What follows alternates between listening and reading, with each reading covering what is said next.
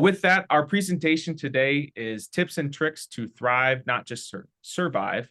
Our presenter today is Ohio State's Chief Wellness Officer and Vice President for Health Promotion, Dr. Bernadette Melnyk. Please help me welcome Bern. Thank you, Josh. It is so great to be with all of you today. Thriving is so key in our lives, and so many people are suffering with burnout, a lack of energy.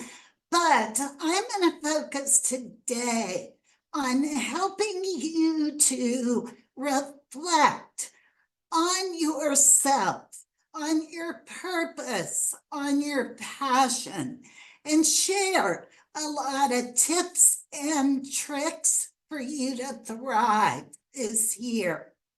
Well, what does it mean to thrive?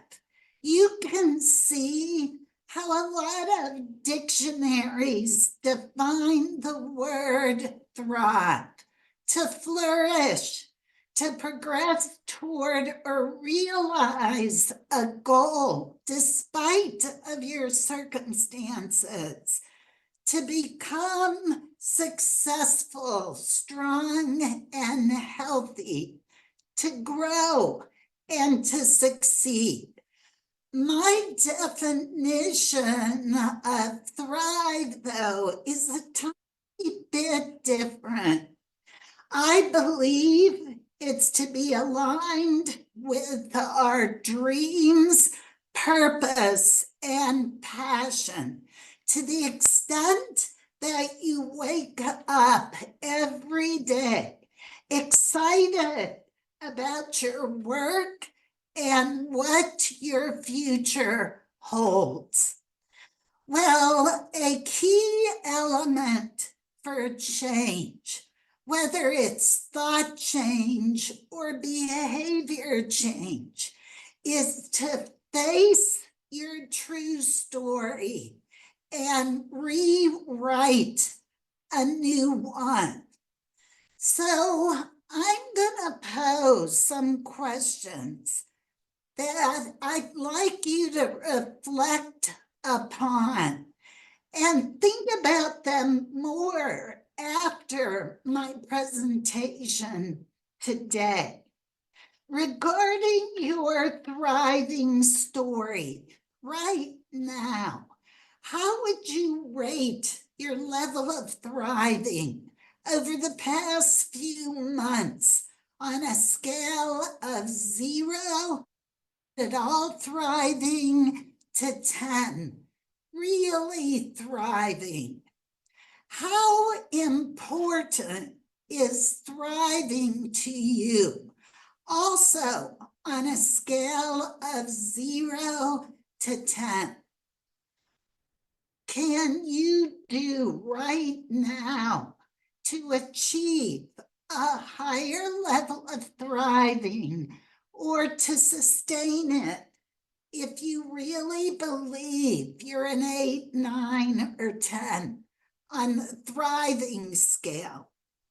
But if your thriving is not what you'd like it to be, what story are you telling yourself that explains why it's not happening at this point in your life?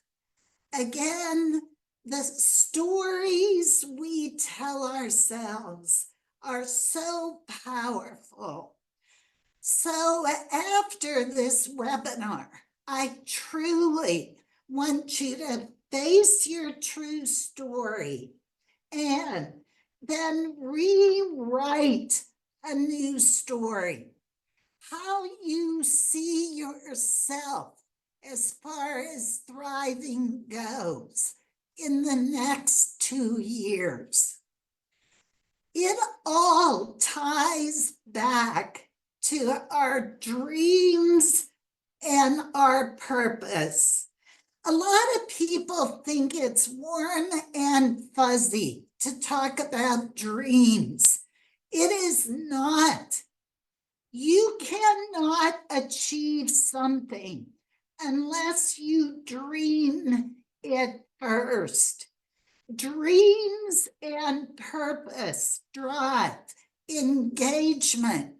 They guide our energy investments, and they facilitate us to be motivated. This is such a key question for you to answer today. If I could be your fairy god person and give you any dream or wish that you could accomplish in the next 2 to 5 years, what are you going to do if you know it not fail? Again, you've got to dream things before you actualize them. I want you to write that dream down and place it where you can see it every day. There's evidence to support when people write their dreams, their purpose, their passions down and place them where they can see them daily, they are more likely to achieve them. Our dreams give birth to our purpose and our passion in life. I want you to also make it a point to give yourself about 20 minutes after this presentation today to also answer these questions. Who or what matters most to you? How would you define success in your life? What impact do you want to have on others? How would you want other people to describe you if they were asked? What makes your life really worth living? Answering these questions will really help you with your purpose and your passion in life. So a key question that we always have people answer in our health athlete program is, are you aligned with your ultimate dream, your purpose, and mission in life? If you're aligned in your job with your dream, your purpose, your passion, you'll never feel like you work a day in your life. But again, it's so important that you face your current true story and visualize, write a new story of how you prefer to see all of this in the next 2 to 3 years. Other key questions. How often do you connect your energy investments to your dreams and your purpose? If your dreams, your purpose, and passion are really important to you, your energy, the time you devote to those things, should take some key priority in your life. And if they're not, what is taking you off your course? How can you get back on track again? So I'm going to charge you with also writing down what actions can you take in the next 90 days that are better aligned with your dreams, your purpose, and passion. Staying aligned with those dreams, your purpose, your passions. It is critical to thrive. Never surrender in your pursuit of those dreams, your purpose, your passion. For those of you that are more senior in your age, I just want to remind you we're never too mature to pursue our dreams and passions in life.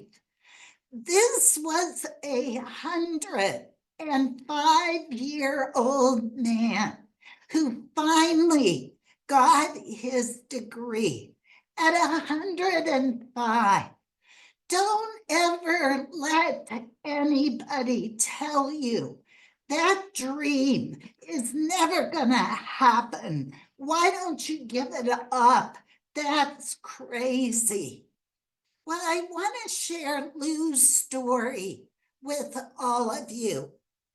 I was a research dean at the University of Rochester when an 88-year-old man named Lou walked into my office. We shook hands. He said, "My name is Lou. I'm from Rochester, New York." I said, "It's a pleasure to meet you, Lou. But why are you here to see me today?" He said, "I read all about you and your passion for evidence. Bern, I was home alone choking just a few months ago. I really thought I was going to die on a hard piece of candy that lodged in the back of my throat. The last time I put myself over a chair trying to do the Heimlich maneuver, it jutted out, and thank heaven I lived. But I caught a big dream from that event. I wanted to create a device that if people were home alone, they could take the handlebars on this device and self-perform a Heimlich maneuver. Well, he reaches in his portfolio and pulls out a very rudimentary device as he conceptualized it. It was made of a broom handle that was cut, a piece of styrofoam, paper towel holders that were taped to the piece of the broom. He took it out. He said, "Bern, this is what I want to create. This is my dream." I saw that dream and I said, "Lou, I believe it's possible, but why are you here to see me?" He said, "Because I need you to get evidence behind this device that it works." Well, to make a long story short, I pulled an interprofessional team together to actually create this device and perform a clinical trial. I was recruited away to Arizona, so I never got a chance to follow up to see what happened with our clinical trial.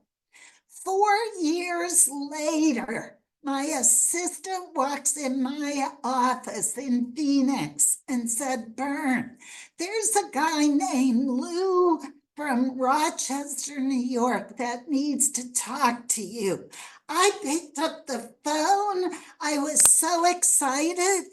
I said, "Lou, you're still alive, thank heaven. It's so great to hear from you." He said, "Bern, that team that was supposed to get evidence behind my Save a Life device never finished the trial. But he said, I've got a patent on this device now.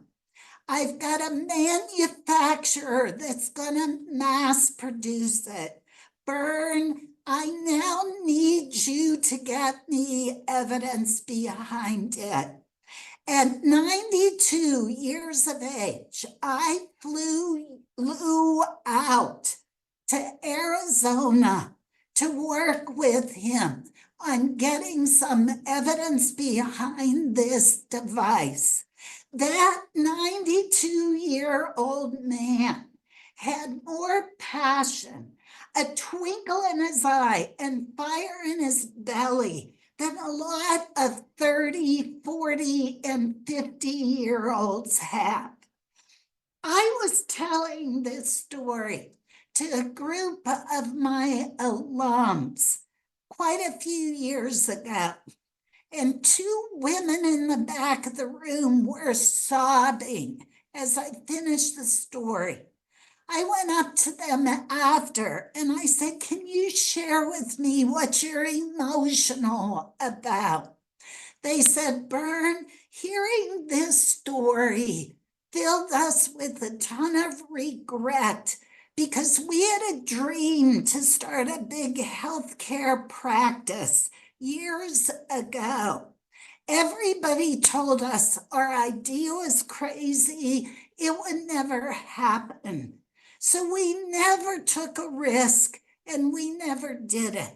Now, 15 years later, we sit here with nothing but regrets. And I said to those two alums, how old of you? They said 70 and 72. I said, look at Lou. You have the rest of your life in front of you. Put your dream back on the front burner again. Believe in your ability to do it and do it. You see, most people don't regret what they did in their lives. They regret what they didn't do. If you've ever read The Blue Zones of Happiness, what's really key in this book are characteristics of really happy people. Some key characteristics are the people who are happy, who thrive. They have their dreams in front of them, their purpose, their passion. In fact, knowing your sense of purpose is worth up to 7 years of extra life expectancy. So keep your dreams in front of you. Stay aligned with them in what you do on a daily basis and persist through the character builders that are going to come. Look at all of these people. R.H. Macy failed in retelling 7 times before his store in New York became a success. The guy who wrote the first Dr. Seuss book was rejected by 23 publishers. The 24th sold 6 million copies of the first Dr. Seuss book. I also want you to face your true burnout story. When you look at this question, how do you honestly respond? Based on your definition of burnout, how would you rate your level of burnout right now? If you answer 1 or 2, you are probably aligned with your dreams, your purpose, your passion. But if you're headed to answering 3, 4, or 5, you're probably a bit out of alignment with your dreams, your purpose, and your passions, with what you're doing on a daily basis, and you're probably not taking time for good self-care and to engage in things that bring you joy. During the pandemic, I'll be transparent with all of you. Our university-wide wellness team ramped up every wellness program we had, converted it to online because we knew our Buckeyes were stressed, were anxious through the pandemic. But I found myself working 7 days a week, 14 hours a day. I was burning out to the point where I came home one day, my husband asked me a simple little question, and I nearly bit his head off, which is antithesis to my warm, fuzzy personality. But thank heaven I had John in my life to say, Bern, you are burning out. You need to do what you tell others to do. It's time to face your true story and rewrite a new one. What are you going to do to recover from your level of burnout? I thought for a couple of minutes and I said, John, I need 10 days totally away. Shut my computer. Let's take one of our bucket list trips. He said, where do you want to go?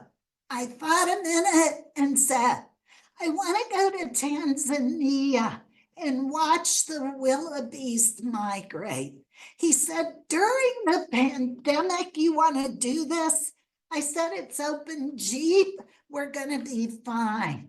These are some of the photos that I took. But for 10 days, I told my team, I'm not going to be on email. I'm not going to answer text. You can do and take care of any character builder that comes up.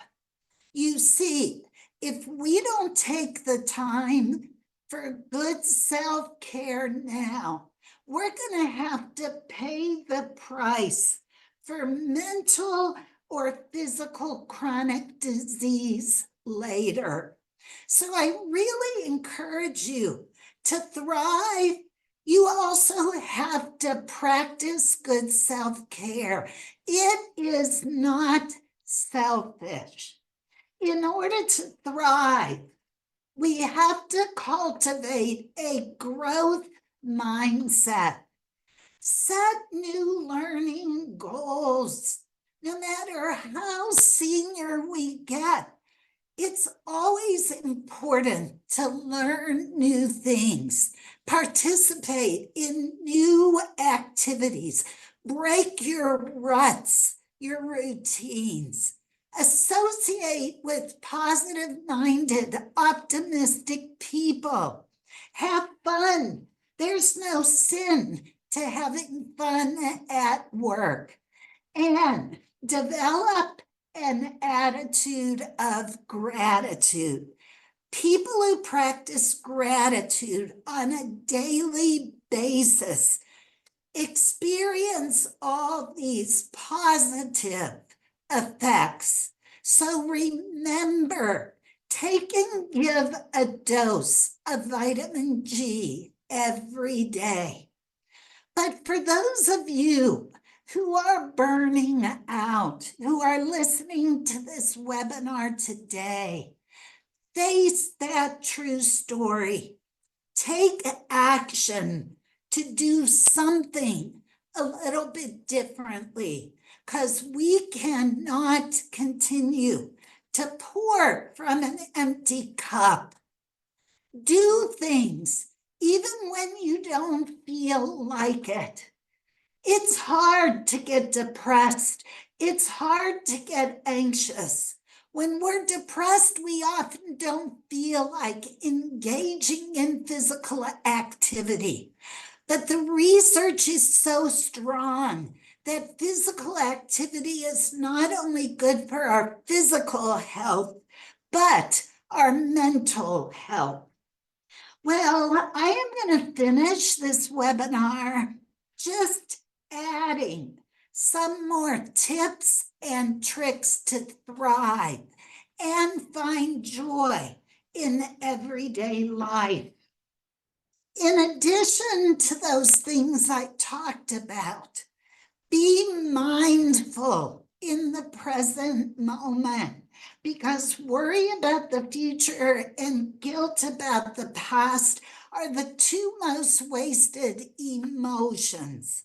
Be kind and compassionate to yourself and others. Pay forward like Buckeyes do. Take short recovery breaks. Go outside, connect with nature, connect with your work colleagues, and cultivate a growth mindset. But by all means, in order to thrive, stay aligned with your dreams, your purpose, your passions. Nurture them. Be patient. Don't give up before they grow.